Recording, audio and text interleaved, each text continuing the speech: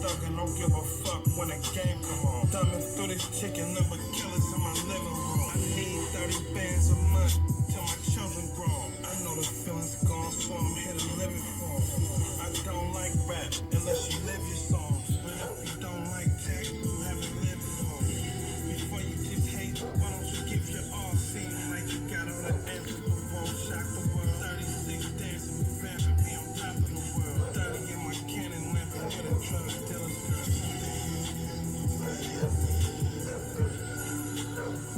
Sophia!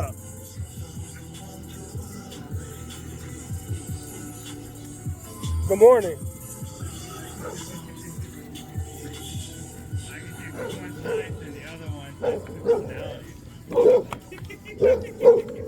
She's not mean, she's just protective. The other one's a baby, so.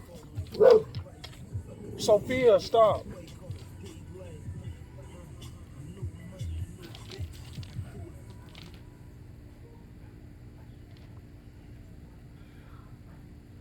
So how you doing today?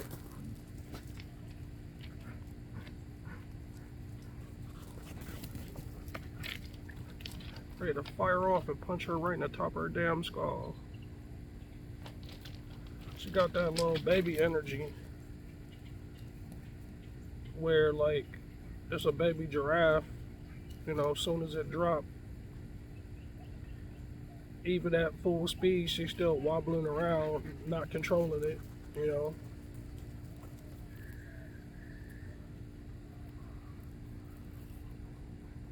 About to knock over my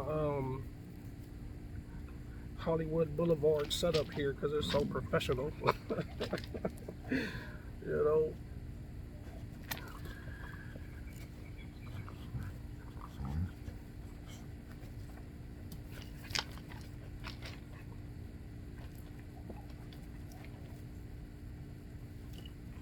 The ironic thing is, if I had two teacup chihuahuas and the same situation just happened where one was just watching and the other one was barking their head off, nobody would be like, oh, that one's mean and that one's something else. Oh, I couldn't hear the second thing he said. But it's just like, this is just simple. It's simple math. Like, the baby, she gonna be a baby. Like, I'm gonna put her on the program that she's supposed to be on in steps. You know, Sophia is 10 years old. So, you know, like, she don't need to be programmed. Like, the only reason why I called her name out when that happened is just for other people's benefit. You know? Because really, it's like, I don't, 99% of the time, I don't say shit. You know? But if I'm around a neighbor that's never had an interaction with me or my security detail, you know, then I might say her name or something, but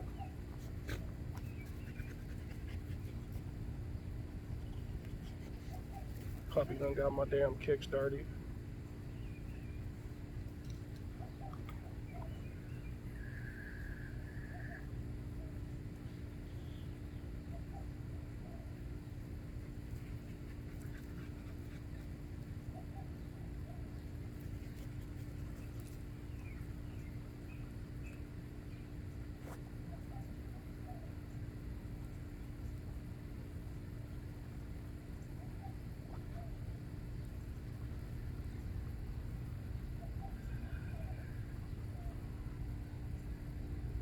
Get away from there.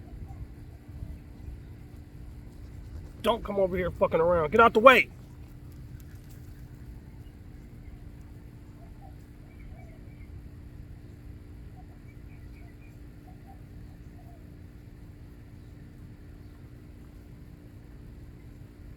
I figured I'd come out here and get some enjoyment before it's hot as the devil's ass crack out here.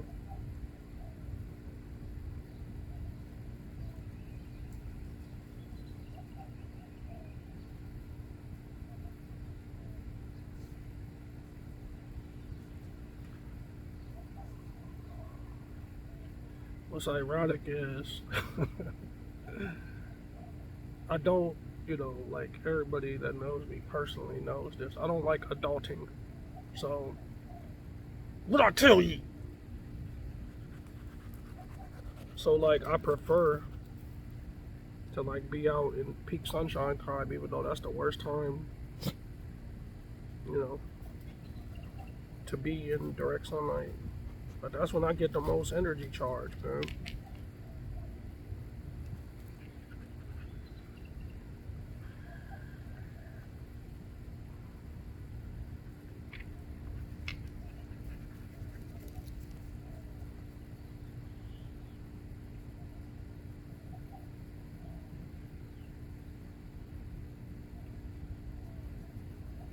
I just can't wait until she gets to the stage where she already knows a lot of the rules. You know, a large part of it is enjoyable right now just because it's fun to mold and shape, a new bodyguard, you know. But it's also a headache because it's just like not a toddler, but like a small child who has a little bit of sense and knows a little bit of things, but just enough to get into shit. They just tall enough to reach a certain area or got their skills together to be able to walk more than a couple steps without falling.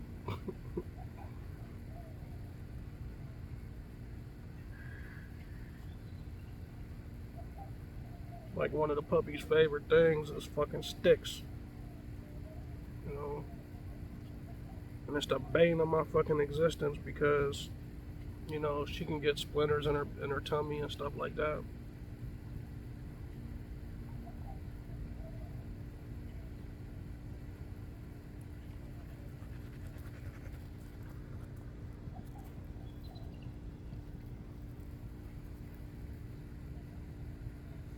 Anyway.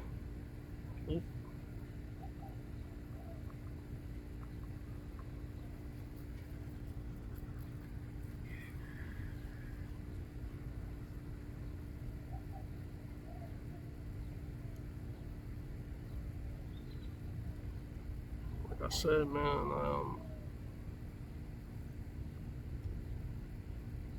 I hope you're having a good day. It's easy sometimes with the way YouTube is, the way people, I wouldn't say the majority of people, the way some people are not the same person that they are in the mirror when they're brushing their teeth as when they're on camera YouTubing. What do I mean by that?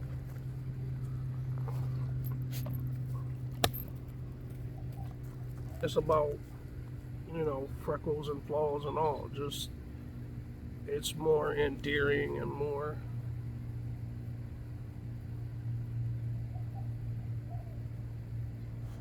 genuine to just be yourself, you know. So like,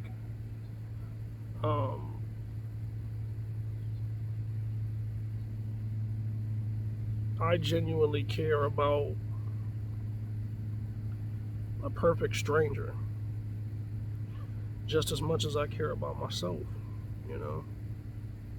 And I think a lot of times, since we're in a world with instant contact, and especially on this platform, sometimes the words can get lost in the sauce, you know. And so when someone says something like, I hope you're having a good day, or I hope you're having a great day, a lot of times it's just filler, you know, because when it comes down to it, people don't feel the same about strangers as they feel about their family or their children, maybe even something like non-blood relations like friends. You know, they may they seem to have like an inability to care about someone they don't know, you know, and that's imbalanced to me, you know, because it's like if the world had more people like that, you know, it would truly be a much better place, you know. But you know, like it's unfortunate because we we live in a type of societal structure with things like capitalism, along with consumerism, you know, along with this dynamic since the tech generation where humanity should be brought closer and closer together because we have the most powerful tools at our fingertips to do such things. But instead, we drift further and further apart. You know, and from a humanist perspective, that is baffling. You know,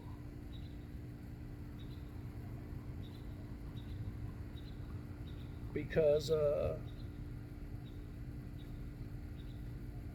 not the way this type of thing was developed in its infancy, because this is originally a defense project, but the people who took the reins and ran with it on a free thinking, free platform kind of, I look at it as a tech revolution version of the free love movement, where, and you know, not in its infancy, but in its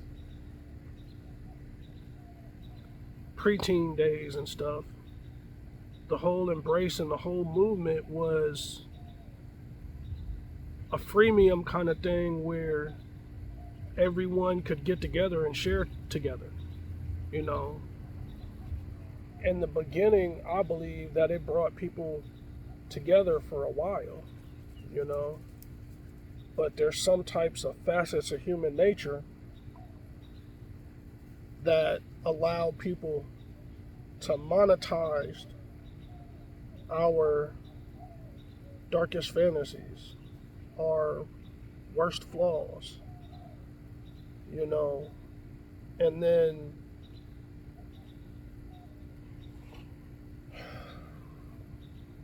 find a way to pour fuel on that fire, you know. And the end product of that is what we have today. And I shudder to think what the future will hold as far as things of that nature, you know.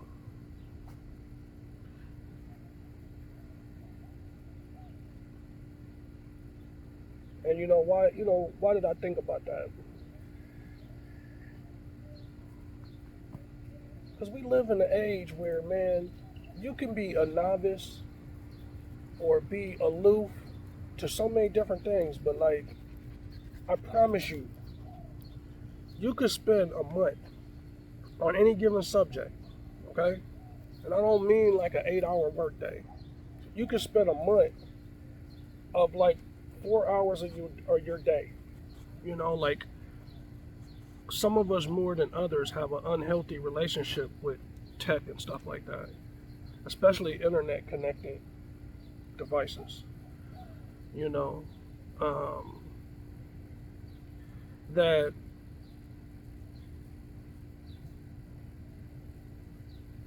when you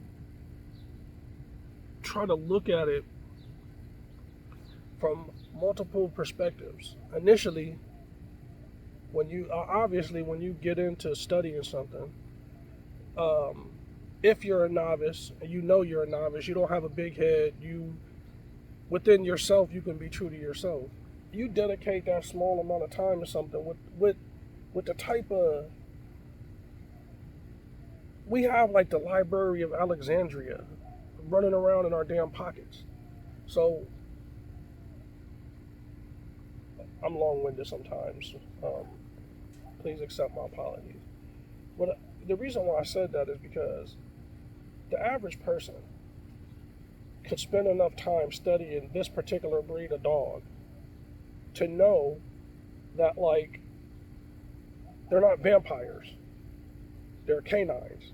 You know, they're not all fucking bloodthirsty. You know, they're just like, if you got a little kid, kids just don't be badass kids. You know, part of it is be a product of their environment, but the other part is their influences and shit. You know, if I was running around, you know, trying to raise them to be like bite first and ask questions later and shit, you know, then they would be that stereotype. You know, and that's why some of you may know, some of you may not know. As much as all my shit is about pits, my favorite dog is the Rottweiler. You know, but these two breeds in particular, I think primarily due to Hollywood, due to the entertainment industry more than reality. They have that reputation that they can't be trusted and they're dangerous. But that's not the case. Look, dude, with the shit that dude said to me just in passing, okay? I guarantee you somebody that makes a statement like that has no idea what breed of dog has the most bites. Consistently, year in, year out, the most attacks of human beings. You know, and it's not the fucking pit bull. But because when somebody turns a pit into a criminal and they snap and hurt somebody, that one headline makes more noise than the 30 other dog bites of a breed that people take pictures with and make commercials of. I'm telling you, Google it. When I first heard it, I was like, what? Because I'm an advocate for the breed and everything. And when I read that, I was like, of course, you know, I was like, maybe a bigger breed or, you know, no, it's this lovey-dovey, goofy-looking breed. You know.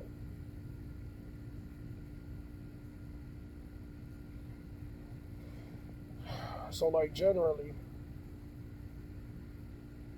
most of my videos, they have structure, usually. I stay on point. Every once in a while, I like to freestyle like I'm doing now. I don't go off a script regardless of regardless of the contours around the edges of the video that I'm doing.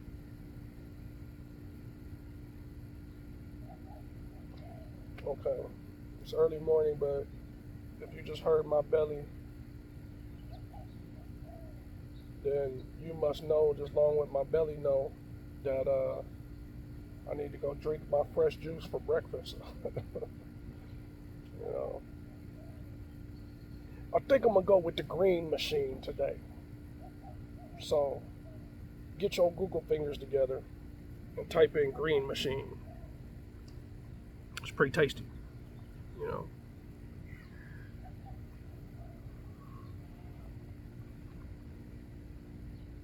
Holla at me.